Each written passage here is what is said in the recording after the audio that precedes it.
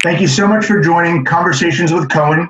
I'm your host, Greg Cohen, Office Leasing Specialist at Cressa.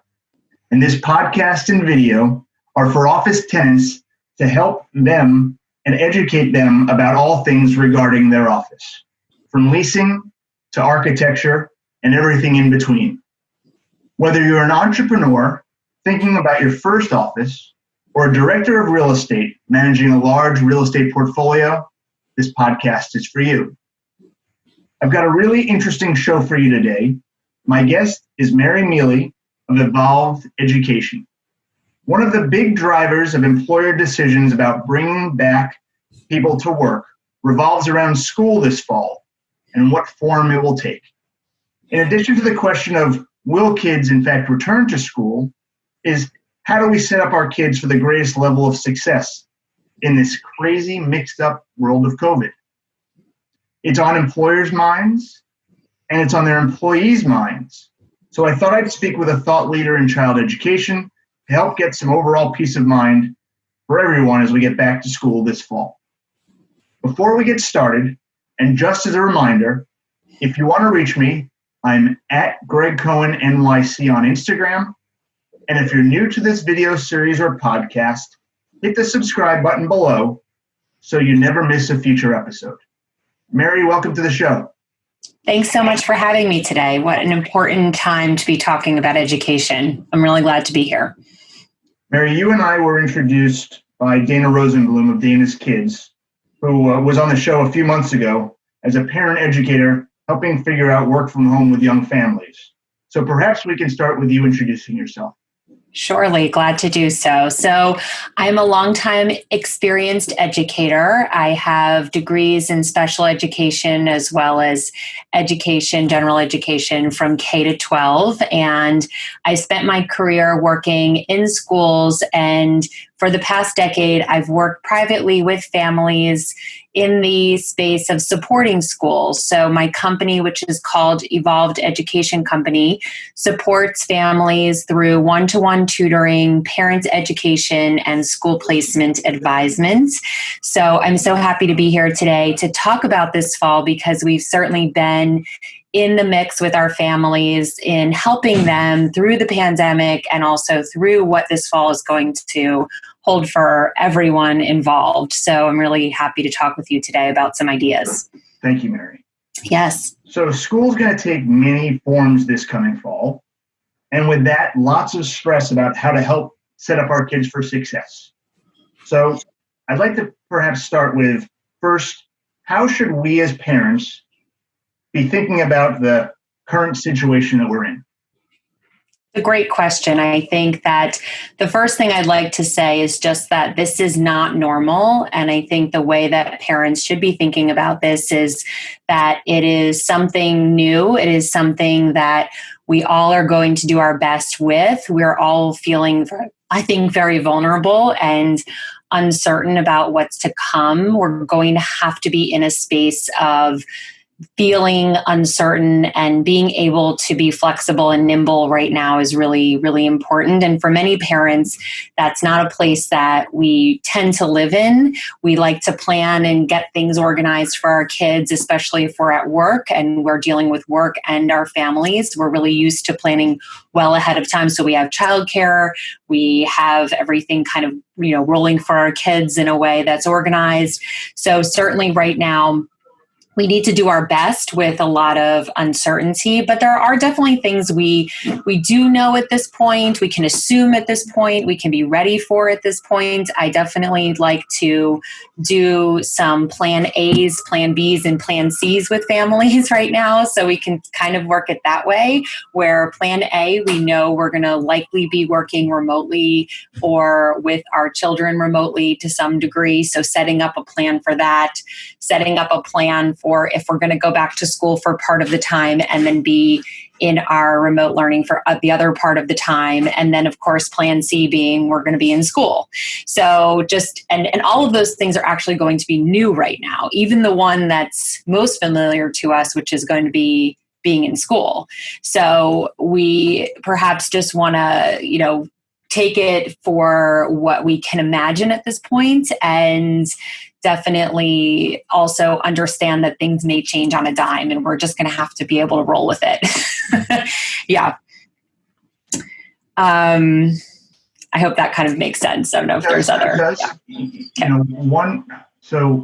One hesitation or one concern is, well, if we do go to a remote environment, right? Is it necessarily a lower quality of education? Mm-hmm. I mean, I'm a father of two young boys. I've got a 4.5-year-old and a 6.5-year-old, and yes, we had that in the first 8 weeks, the last 8 weeks of the school year last year. But now thinking about the potential for another year, what does remote learning look like for a long-term impact on them? Yes, it's a great question. One I've been really studying a great deal. From what I can tell in the research, and there is some limited research from Brown University and American Institutes for Research, NYU, have done studies on remote learning before the pandemic, and it was pretty conclusive in stating that the in-person learning for children from a K to 12 experience is more effective. That being said, they weren't necessarily studying how we're doing things right now. And I do think that teachers and parents can be more creative within this distance learning and remote learning process. And I'll give you some ideas of what that would look like. So for instance, in distance learning, typically the way that most programs were set up in the studies was that the students were getting online content delivered to them either through live instruction or video, and then they would work through projects or writing or practice on their own pace. So we as parents might have heard these words being tossed around, such as synchronous learning, which is when you have a live teacher and you're actually engaged in learning in a synchronous way with your classmates and your teacher. The asynchronous learning is another word that you might have heard, and that means that your child is engaged in learning at their own pace, given materials. Maybe if you're working on Khan Academy learning, or you're working through a game like ABCYA math for the little guys. Those are asynchronous learning opportunities where a student's engaged in some kind of activity at their own pace, and there's not really the guidance of a teacher in real time. So when we studied online learning before, we saw a lot of this asynchronous learning work going on. And I think that where schools are really pivoting, which I think makes sense from a learning specialist standpoint, which is really kind of where I live, is that we really want to see kids engaged in learning. We want to see them connecting with people and with each other in the learning process. So in classrooms, we do this all the time, where we have material set up for kids and they come in and they get to explore and build meaning from working with materials. Or they turn to their classmates and they engage in conversations, which really helps them to make meaning, even a deeper meaning as they get older with different content. So I imagine that right now many teachers are thinking about remote learning a little bit differently than we have in the past. I think it's a really exciting time to start thinking about how we can do this in a way that will impact our kids in a better way. And I think it comes from engagement and also allowing kids to explore 3D items. So, having a kit at home to learn science, or having for reading remediation. I know we have in my company given kids a kit where they get to have the board that has the different letters and tiles in a magnetic board material, and they get to build the actual words as they're reading them. So they're moving the words down on the computer. And camera placement can really help teachers to see what's happening in these moments. So we don't always have to be on a screen like this where we're just showing each other's faces and talking. We can actually, move the camera and actually see some of the materials that the kids are working with. I think that's kind of key to helping the teacher to facilitate some of these types of activities. But another thing that I've seen a lot of teachers use are breakout rooms in the Zoom, where they can take a couple of kids and let them talk about a concept with each other, give them some guiding questions to really delve into.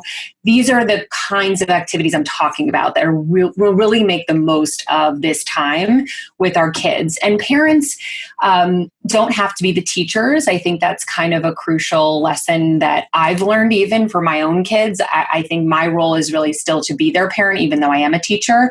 And it's really my job to communicate and sort of over communicate with my child's teacher, to let them know how the engagement is actually happening in the distance learning scenario. So I have to be the eyes and the ears for them because they're not here. So I definitely think that, there's a lot of kind of upsides to this mode of instruction, but I definitely think we need to do some work to make it more effective for our learners. So my initial thought would be, well, putting a kid who's in first grade, second grade, third grade in front of a screen, right, and asking them to sit for hours on end, whether it's, hey, Johnny or Sally, go do this and, just watch these videos, or sit and your teacher's going to engage with you on a Zoom call. What if your kid doesn't respond to online learning, to sitting in front of a computer? What if they just or what if they just can't sit? Right. Yeah. Well, it's a real concern for many, many, many, many families and for many children as well. And I would kind of go back to this idea of, how does learning happen for your child? And I think that it doesn't have to be a one-size-fits-all scenario. So one way to do distance learning is to sit in front of a computer and talk with a teacher. That requires the student to be regulated enough to sit down and actually look at the teacher. And there are many skills involved with that. So if you notice your child isn't doing something that's required, the first thing that I would do is kind of approach it from a scientist kind of point of view, where you want to just investigate and watch and observe your child in that particular environment and see what's expected of them. And do they have the skills to be able to do what's expected of them? If they don't have the skills, then let's build a ladder to get them to that point. So maybe, for example, if the teacher's requiring them to sit for 20 minutes, you notice after 10 minutes they're wiggling and they're looking around the room and they're really not focusing, then you might give them something else to do in that moment to help them build that stamina. For example, they might take a little rubber band. There are these rubber bands that you can place underneath the chair where they can put their feet on the rubber band and sort of push and give their body some feedback so they have a little bit more stamina. You could give them a little ball that would, like a stress ball, where you could have them push the stress ball so that they're activating their body, which really helps them to have more sustained attention and focus around something. You might also pay attention to when this is happening, because sometimes our disengagement as a learner happens when things are over our head. Or they're just too easy. So if they're sort of at these ends of the spectrum of learning where it's either too independent or too frustrating, our children can tap out. So we really want to meet them somewhere in the middle. And often during a school day, a child's going to have variations in their attention. They might be hungry. They might have to use the bathroom. They might need to stand up and walk around a little bit. And usually in the classroom, teachers are attuned to this and can provide variety of activities. So again, going back to what I was saying before, I hope that many of the teachers have learned a little bit more about the capabilities of distance learning to provide similar type activities to students this fall that they used in their classroom settings, right? So it's not just about lecturing in front of the class because that's not really what we do most of the time, especially in a first grade classroom. Kids are actually up and about and moving around and building and talking with each other. And there is seated work time, but it's in also the mix of other types of various activities. So if you notice your child not attending to something, I would just kind of go back to the basics of what I was suggesting, which is try to observe them, figure out what's expected, figure out what skills are really required of them in doing that task that's expected of them, and try to give them some ways to develop that skill, or have a conversation with your teacher about whether or not she or he or they could figure out a way to vary some of those activities to provide every child with an opportunity to meet those expectations. It's challenging, very challenging. Yeah. No question. No question. But I think it's also important for parents to understand it's not as simple as, yes, parents have their work responsibilities, but the onus is on them to be an advocate for their children, even more so now than ever. And two, it's not as simple as a plug and play. You put your kid in front of the computer and say, all right, go to it. You really need to be involved in this process to set them up, for success, and to monitor them throughout the process, so that we don't look back in 2 or 3 months or 6 months and say, I don't understand why they're not getting enough out of. 100%. I mean, listen, I think parenting is a lot like work, and most of your listeners are working professionals, and they're used to probably going into an office setting where they're working with each other, and they're also definitely putting the effort into maybe mentoring or supporting an employee, or you need to really approach this with your children in some of those same ways, right? The more work we can do to kind of set up the work for the children in terms of teaching them, really monitoring how they're doing things. Once you get this going, you can take a step back. But you definitely don't want to have a hands-off approach to all of this. And in some ways, it's very synonymous to how we probably approach our day jobs, right? Parenting is definitely a job, and I think parenting a school-age child comes with understanding what it is that your child is expected to do, and B, like you said, just raising your hands with the professionals that are working with your child if you notice something isn't quite right, or you have a question, or you're not sure if your child is having a hard time with something. I mean, sometimes some children just have a hard time with something one time, and you so happen to walk into the room and notice, and you might think this is always happening. But if you ask the teacher might say, no, that was just really about that. It's really not something I'm seeing all the time. So therein you have your sort of answer to what you may assume is a really big deal, right? Because you've just seen it happen in front of you. So let's play this out. If you're not able to get the impact from online learning that you're hoping to your child, or you think they need more, how do you supplement this learning? Yeah, that's a great question. So there are many ways, actually. So you could certainly think of it as what needs to be supplemented is the first question I would ask. So whether that be you need some more actual educationally based instruction, this is when you want to bring in a tutor or a teacher to provide targeted instruction to perhaps enrich or remediate, meaning like bolster up a lagging skill, or reteach something that really wasn't taught well.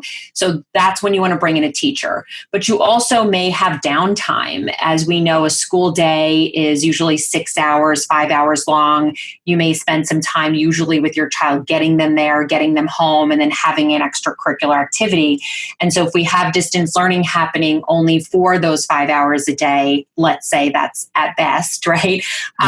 Then you still have time in the day in which children really need activity and they need to be stimulated. So this is really an opportunity for parents to think about their child's strengths and areas of interest, perhaps putting them in a small group Zoom class to do a book club, to study Minecraft, to explore areas of science, to work on some of their gaming or coding skills, right? We want them to be excited about the day. And I think school is on one end, it's academics, but it's also social, it's also exposure to activities. And many of these things will be diluted this year, I think, because of all of the resources that schools need to expend to get just to the basics. So parents certainly will need to think outside of the box to create some more opportunities for some of the stimulation. Going out to the park every day, I've been telling my clients, let's gear up this winter when it gets cold up here in the Northeast and get your kids outside as many days as you possibly can. Even if they're teenagers, they need to move, and that's going to be something else that you want to supplement. Certainly, I think sports are going to be challenging. Also, in your own home, you might want to set up some workshop stations. We've done this in my house really successfully, and we live in an apartment in New York City, so it's not something you need a whole nother room for, but certainly just having an area where your child could play with Legos and build blocks and have arts and crafts. So when it is downtime, they have a place to go to be creative. Most kids are really creative within something, and you really want to give them that no ceiling space to be able just to create and learn and figure some stuff out and delve into their curiosities. So those are some tips. Yeah. Now, one thing you didn't mention, and I don't know if this was on purpose or not, but I've heard this buzzword. The buzzword seems to be over the last 8 to 12 weeks, pods. Yes. What are they? Why are people fearful that they missed out on getting into a pod?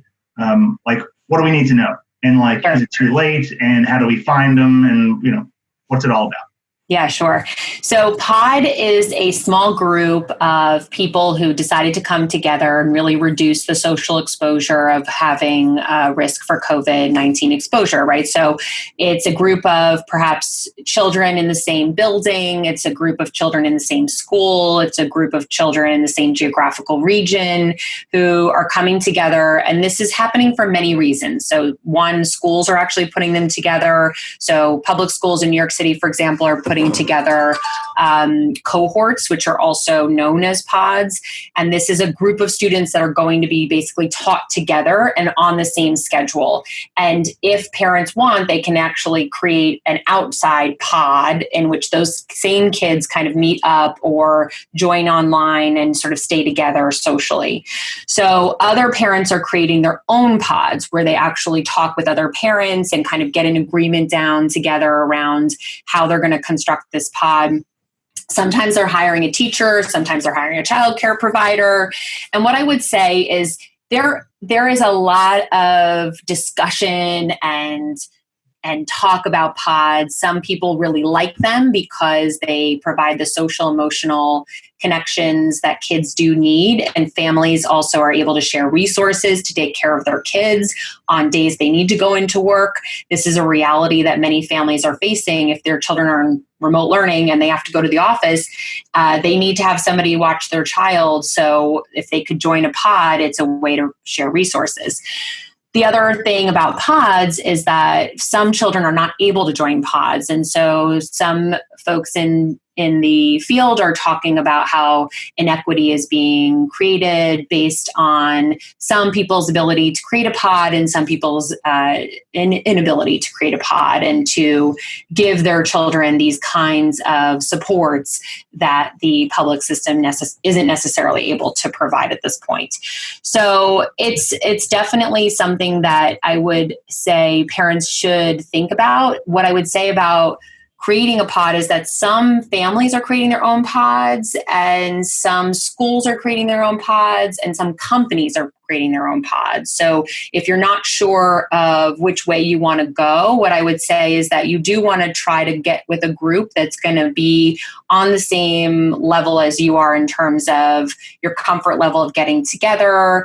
There are certainly some protocols that we would recommend. For example, having face mask wearing when you're together, making sure your whole group is tested on a regular basis for COVID-19, having daily temperature and health checks filled out by each family involved, making sure the space that you're meeting in is disinfected regularly, has space in between children, especially as cold and flu season becomes a reality and we're moving indoors, having that space, having an air filter to turn over the air, making sure that children are not sharing materials and that they know how to sneeze and what to do with masks when they get dirty, replacing them, having a place for mask breaks and for eating. So all of these things kind of have to be attended to. And in addition, you'll want to make sure you have a protocol for if somebody gets sick.